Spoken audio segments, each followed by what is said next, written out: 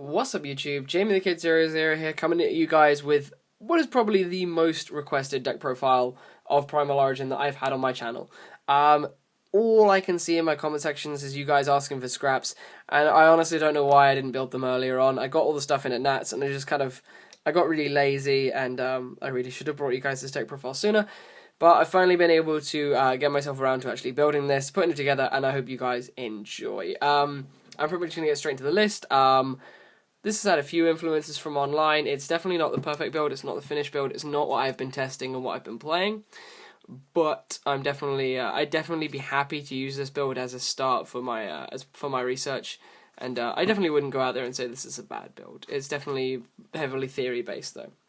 So to start off with the list, I'm starting off with one Scrap Orthros. I feel it's two Scrap Orthros, or anything higher than that is far too many. This card is not an early game card. It's not something you want until you are completely set up. And the amount of ways you have of getting into this, you really shouldn't need more than one. Like, when you need one, you'll get to one. You shouldn't need any more than that. So the one Orthros is in here. The one Goblin. This is mainly in here for options. The amount of times I'm able to summon this to my opponent's side of the field with Golem means that I have to play it just for that reason alone. The fact that it can produce OTKs or huge damage just by putting it on the opponent's side of the field with Golem, you have to play the Goblin. It's also in here for making Scrap Archfiend with, I can't remember his name now, with Chimera, and also because of the ability to just set him and survive things. The ability to search him off of Scrapyard in certain situations and just survive for at least a turn. He can then die when your opponent forces him to destroy himself, and you can add your Chimeras back. So I do like having at least one Goblin. And then, of course, we have the primary and most well-known tuner of Scraps, Triple Scrap Beast. In my opinion, you need the three. You just need to get to this guy really, really quickly. You need to get one engraved fast. I understand that some people like to play two, and that two is an option that I can understand, but I like to keep my monster lineup pretty heavy, and you want to have this guy fairly quick, especially if you can find your way into a Scrapstorm. So, Triple Beast, three of the kind of most powerful single card in the deck, 3 copies of Scrap Chimera. Scrap Chimera is the reason why I picked this deck up again before Factory came out. The fact that Scrap Chimera is a free Scrap Dragon, and it's in a deck where Scrap Dragon can use its secondary effect, is outrageous. Just the way you can drop this guy and make Scrap Dragon, I think is crazy. You can also make Archfiend with this card, but of course the main aim of this deck is going to be pumping out Scrap Dragons. Now, this is going to be met with, the next card is going to be met with some controversy. I'm playing one copy of Scrap Shark, and I'm not playing any copies of Scrap Kong. I know a lot of people really like Scrap Kong because of the ability to drop it and have itself immediately blow up, and then allow you to use Factory. The main thing I dislike about Scrap Kong is the fact that in this game state where you don't have Factory, it's awful. Scrap Shark allows you to have a guy that they at least have to bait out. So if you have, if you play your Scrap Shark, it's gonna live until an effect is activated, rather than just blowing up the moment it comes onto the field. So in the grind game, you can actually use this card. Whereas Scrap Golem, it doesn't do so much for that. Also, another thing I like about Scrap Shark is when he's destroyed by a scrap effect, you can send a scrap monster from your deck to your graveyard. Now that allows you to make first turn Scrap Twin Dragon plays, and Lisa is packaging things in the background, so there's sellotape noises everywhere. The reason why I really like this effect, I'm not sure if Kong does this, I kind of neglected to read the rest of Kong after I read his self-destruction effect. The reason why this is cool is if you summon this guy and have him blow up while you have Scrap Factory out, you can special summon your Golem from the deck, and you can also set your graveyard up with either a Scrap Goblin or a Scrap Beast to allow you to make Scrap Dragon or Scrap Twin Dragon plays. So, Scrap Shark, I like it compared to Kong. Some people will disagree, some people can play Kong. I just don't like Kong, because in grindy situations, it's useless. And then play 2 copies of Golem. I bumped up from 1 because Golem is integral to your plays with Factory. You want to be bringing out this guy off of your Factory as much as you can, so you want to have a couple. Drawing him is inherently bad, but this deck does seem to be able to generate at least some floaters, so you can tribute summon him, and when you do tribute summon him, you know you're going into a big play. I also doubly love Scrap Golem because of the fact that once this guy is set up in your graveyard, you can continually recycle him whenever one of your Scrap Dragons or Scrap Twin Dragons dies. You can get this guy out, he's then going to get you another Scrap guy from your graveyard and allow you to make even bigger plays. So, 2 Golem rounds off the scraps I play, and he is an absolute beast, even though he's a rock. Continuing on into the non-scraps, I do play 2 Summoner Monk. That is because I believe when I last counted, the spell lineup in this deck was almost 19. I cut a few out, so it might be about 16 or 17, but I think that's a number that can warrant a Summoner Monk. I know that some effect negation has been going down in quantity. I know the Fiendish Chain has seen itself go down to 2 instead of 3. Veilers have been leaving the decks, so I feel that Summoner Monk is a little bit more reliable. He's definitely by no means the most solid choice, but he makes for a really nice opening turn with the ability to go into an opening Scrap Dragon and using a Scrap Beast to do that. So it sets up your graveyard. It's just a really solid card. And then the only other non-scrap scrap monsters I'm playing are 2 copies of Firehand and 2 copies of Ice Hand. I am sorry to say that the hands are in here. I know these cards are becoming very infamous very fast. But the reason why I'm playing the hands is I needed a floater for the deck. I've been a big fan of Tengu in this deck for a long time. And while this card doesn't do all the things that Tengu does do, you can't destroy it with Scrap Dragon and get a new one and things like that. I felt like it offered the best floater and the best kind of resource clearance for the deck. So its inability to be kind of destroyed by Scrap Dragon was repaid by the fact that the hands can just destroy so much of my opponent's board. So, for the spells, I play 1 Book of Moon, because as I said in my wind-up video and my Bujin video, this card is so versatile at the moment, I just really like using it. 1 Mind Control, because we're playing a few somewhat inconsequential tuners, and in some situations, those tuners can tie into some pretty big plays, so the Mind Control is in here. It can lead to some pretty crazy things, so it just makes your tuners so much more live. When you draw Beast, you absolutely hate it. You can use this to take away your opponent's hands and Gigi armors. Hands especially, because the deck has a big problem with the hand cards. So you can use this to take away the hand and synchro into it, which is a really good way of getting around it. Then play double MST. I feel the 3 is too many when you're playing Lance, and I do play Lance. I like Lance in this deck because of all the summon response things that can hurt my Scrap Dragons. The Fiendish Chains and breakthrough skills that can hurt them for certain turns. I just like the Lance because it gives me a good bit of protection for my big plays that can be easily stopped with certain cards, especially with effect negation. This is really good for protecting your chimeras and things like that as well. Another card which I'm playing, these 2 Ayer's Rock Sunrise could be Soul Charges, but I'm a big advocate of not playing Soul Charge recently. I'm trying to move away from the card because, of course, in July it's more than likely going to at least see a hit, if not a ban, and I really dislike using the card anyway, so I'm trying to use alternatives. So you come to the right place if you hate Soul Charge. And Ayer's Rock Sunrise is that card that I'm testing. Ayer's Rock Sunrise is a card that allows me to revive a Beast-type monster in my graveyard, so that can be that's not a huge number of my guys, but it is my Chimeras and my Beasts. And I'm not sure about Orthros.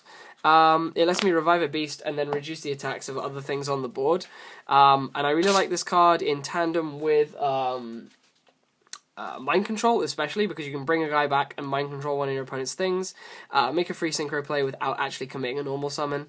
But I also quite like it for the fact that you can use this to bring back certain tuners or non-tuners to work in tandem with certain dead cards in your hand. This card also means you can make really cool Golem plays. If you have a Beast in graveyard and a Golem in hand, you can play this, get the Beast, tribute the Beast with Golem, and then bring back the Beast with Golem's effect and make a Scrap Twin Dragon. So Ayer's Rock Sunrise, in my opinion, is a very strong card, and the cool thing about this is you can actually have your battle phase, whereas Soul Charge does not let you have your battle phase.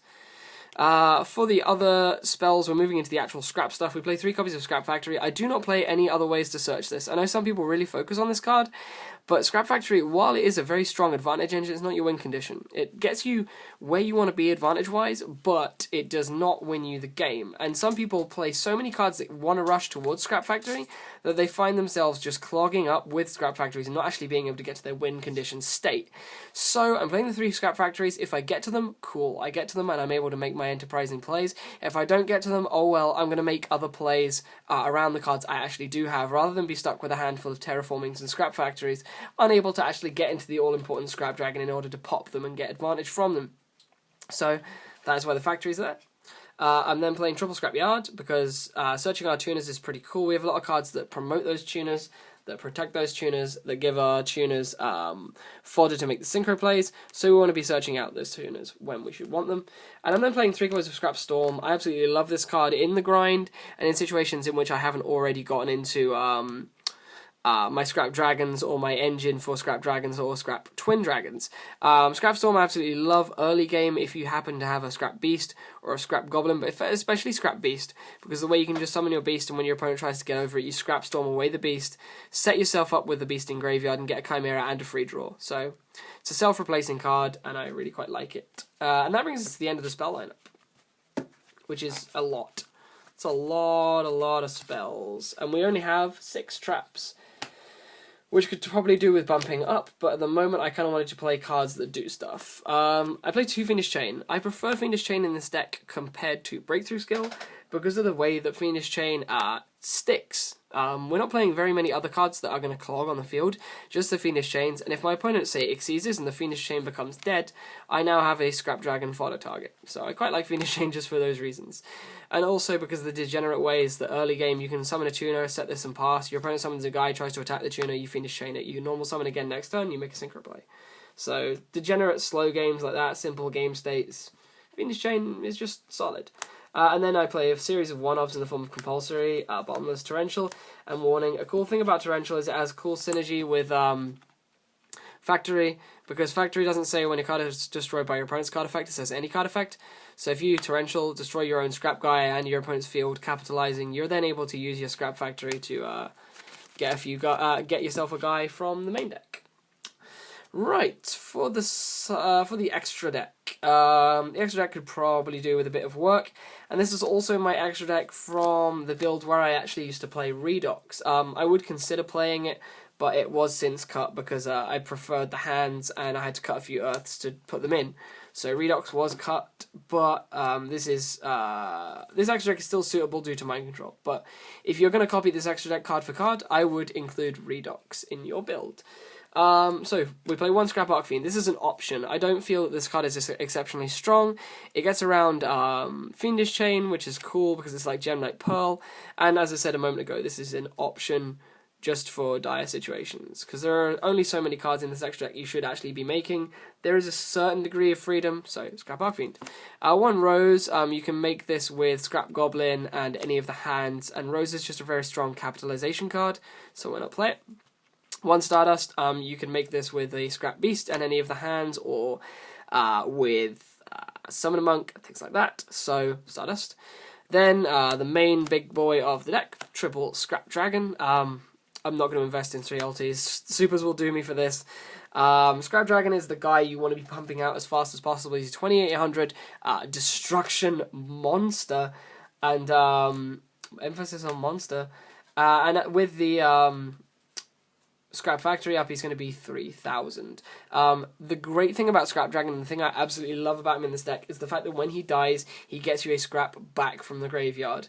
So if your opponent can only just commit over the Scrap Dragon, you're going to be getting a tuner or a non-tuner back to, complement the other one that you may have in hand, and you can make another Scrap Dragon in the immediate next turn. So this card is... It's crazy enough just being a Scrap Dragon, and then when you realize it's a Scrap Dragon that's a floater, it just blows the concept of Scrap Dragon out of the park. And then continuing with the Scrap Dragon concept, I'm playing 2 copies of Scrap Twin Dragon. Scrap Twin's effect is, in my opinion, slightly inferior to Scrap Dragon. It's really quite cool against certain Xyz cards, or cards that you can really disable by putting back in your opponent's hand. Xyz and Synchros, continuous face-up traps and things like that, things that you can bounce off and it'll take them a while to reset. But Scrap Twin's effect is in my opinion a little lackluster compared to Scrap Dragon because of its bounce. However, it is a 3k basic body, level 9 you can make in certain situations in which you do not have Goblin to complement your Scrap Golem. This card will almost always be made by using Golem and Scrap Beast. In fact, I think it's the only way you can make it in this deck. But I absolutely love Twin Dragon, even with its kind of lackluster effect. I also absolutely love the fact that it's a floater, just like the Scrap Dragon, so when this card dies, it's getting you back your Golem and you're making other free Synchros.